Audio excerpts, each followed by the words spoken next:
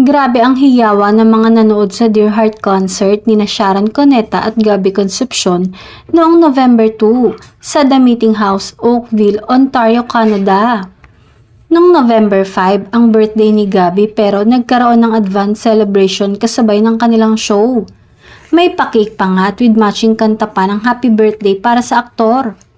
Syempre hindi mawawala ang birthday wish ng megastar sa kanyang dating asawa.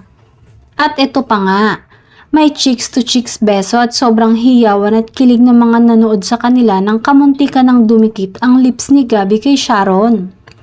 Nagwala talaga sa kakiligan ng mga fan na nandun sa venue. Subalit tanong ng netizen na hindi nakapanood ng Dear Heart concert, hinalikan ba talaga ni Gabby ang dating asawa? Samantala, hindi naman nabigo ang ex-couple na muling magpasaya at magpakilig sa kanilang fans sa pamamagitan ng pag-perform nila hindi lang sa pagkanta ng mga theme song nila.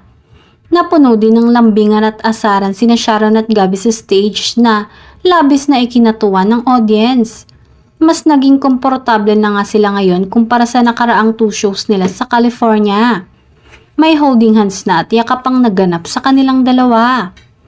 Nakakatuwa lang panoorin ng dating mag-asawa na mag-perform sa stage na magkasama at napaka-komportable sa isa't isa na tila magkaibigan na.